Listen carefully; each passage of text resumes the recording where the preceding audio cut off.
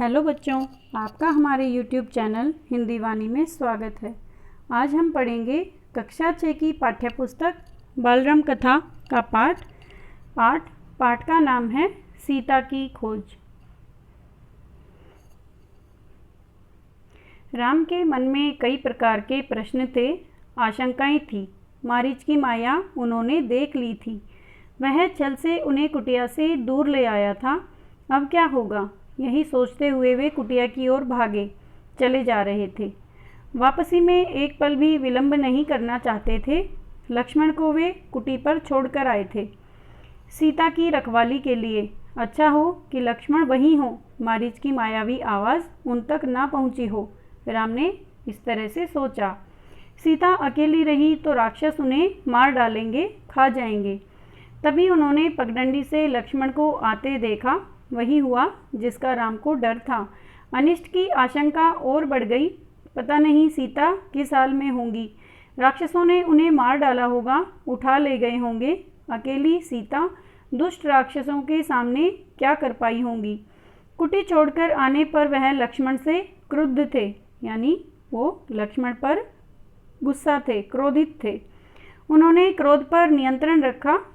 लक्ष्मण का बायां हाथ जोर से पकड़ लिया। डर ने दोनों भाइयों को घेर लिया था। देवी सीता ने मुझे विवश कर दिया। भ्राते उनके कटु वचन में सहन नहीं कर सका, कटाक्ष और उलाहना नहीं सुन सका। मैं जानता था कि आप सकुशल होंगे। आपकी सुरक्षा को लेकर मन में कोई संदेह नहीं था। तब भी मुझे कुटिया छोड़कर आना पड़ा। लक्ष्मण ने कहा, यह तुमने अच्छा नहीं किया। तुम्हें मेरी आज्ञा का उल्लंघन नहीं करना चाहिए था। अब जल्दी चलो, मेरा मन चिंतित है।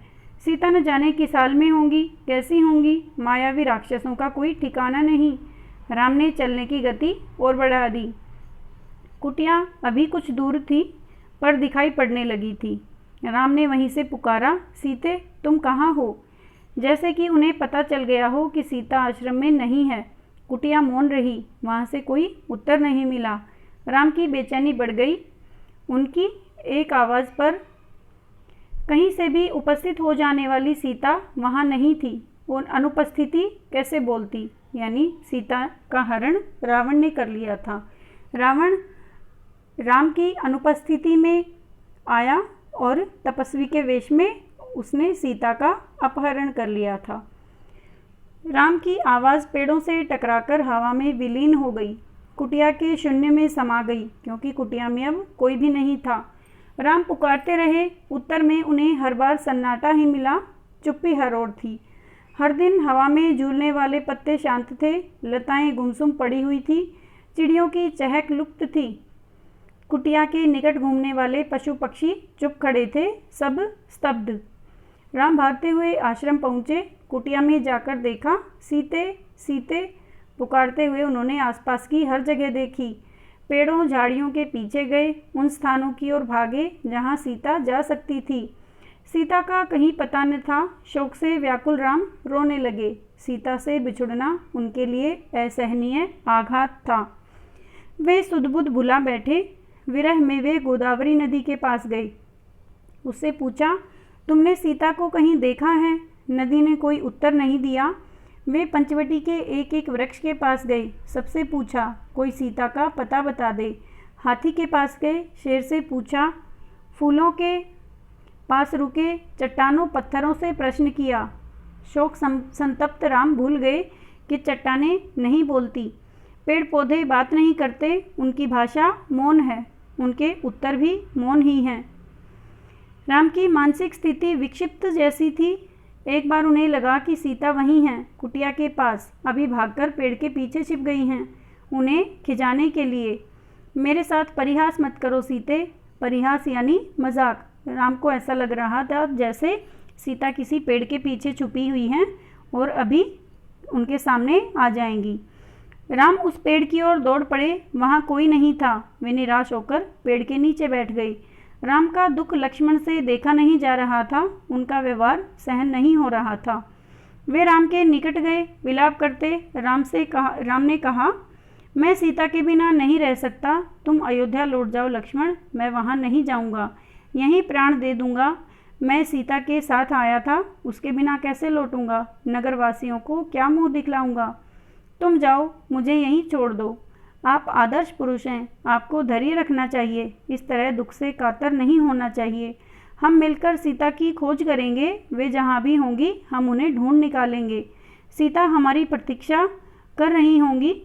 लक्ष्मण ने राम को ढांढस बंधाते हुए इस प्रकार की बातें कही। राम शांत हुए, पर थोड़ी ही देर में हाँ प्रिय कहते हुए पुनः विलाप करने लगे। इसी बीच आश्रम के आसपास भटकने वाले हिरणों का एक झुंड राम लक्ष्मण के निकट आ गया। राम को लगा कि हिरण सीता के बारे में जानते हैं, उन्हें कुछ बताना चाहते हैं। हे मृग, तुम ही बताओ, सीता कहाँ है? राम ने पूछा। हिरणों ने सिर उठाकर आसमान की ओर देखा और दक्षिण दिशा की ओर भाग गए। राम ने संकेत समझ लिया, हमें सीता की खोज दक्षिण दिशा में ही करनी चाहिए। उन्होंने लक्ष्मण से कहा। हिरण उसी ओर गए हैं। वन में भटकते हुए उन्होंने एक टूटे हुए रथ के टुकड़े देखे, मरा हुआ सारथी और मृत घोड़े भी देखे।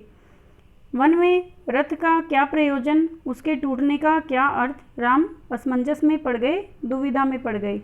लगता है थोड़ी देर पहले यहाँ संघर्ष हुआ है। संघर्ष यानी लड़ाई हुई है।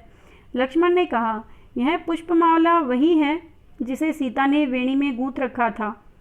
निश्चित तौर पर सीता राक्षसों के चंगुल में फंस गई हैं। यह माला संघर्ष के दौरान वेणी से टूटकर गिरी होगी। वेणी यानी चोटी से टूटकर गिरी होगी।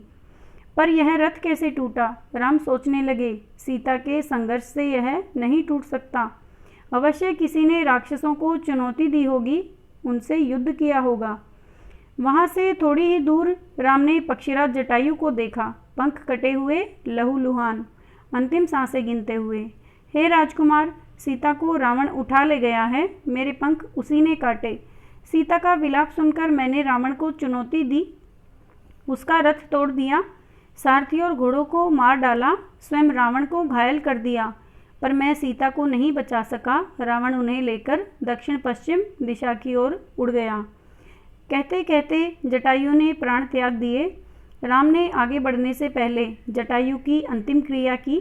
वे सोचते रहे, पछताते रहे, यह कैसा विधान है, मैं तो कष्ट में हूँ ही, मेरी सहायता करने वालों को भी इतना कष्ट। राम की आंखें नम हो आई। उन्होंने जटायु को अंतिम बार प्रणाम किया। जटायु ने सीता के बारे में महत्वपूर्ण सूचना दी थी। रावण का नाम बताया, दिशा बताई जिधर सीता को लेकर वह गया। राम जटायु की चिता के पास मौन खड़े थे। यह समय विलाप करने का नहीं है, हमें तुरंत दक्षिण पश्चिम दिशा की ओर जाना चाहिए, सीता उधर ही होंगी। लक्ष्मण ने तत्परता दिखाई। आगे का मार्ग और कठिन था। राम और लक्ष्मण को लगभग हर दिन राक्षसी आक्रमणों से जूझना पड़ा। अनेक कठिनाइयां आई, अवरोध मिले। दोनों राजकुमार प्रत्येक बाधा पार करते चले गए। उनके सामने लक्ष्य स्पष्ट था, दिशा तय थी, उन्हें कोई नहीं रोक सकता था। वन मार्ग जितना कठिन होता गया, उनकी दृढ़ता बढ़ती गई। वनवासी राजकुमार प्रतिदिन सुबह उठते और दक्षिण दिशा की ओर चल पड़ते। एक दिन यात्रा के प्रारंभ में ही एक विशालकाय राक्षस ने उन पर आक्रमण कर दिया। उसका नाम कबंध था। कबंध देखने में बहुत डरावना था। मोटे मांसपिंड जैसा, गर्दन नहीं थी, एक आंख थी, दांत बाहर निकले हुए, जीभ सांप की तरह लंबी और लपलपाती हुई। राम लक्ष्मण को देखते ही कबंध प्रसन्न हो गया। उसने दोनों हाथ फैलाए, एक एक हाथ से दोनों भाइयों को पकड़कर हवा में उठा दिया। उसे मन मांगा आहार मिल गया था। बैठे बिठाए वह अपने शिकार को भुजाओं में लपेटकर मुंह तक ले जाता। इससे पहले ही राम लक्ष्मण ने अपनी तलवारें निकाल ली। एक झटके में कबंध के हाथ काट दिए। उसके हाथ धरती पर गिर पड़े।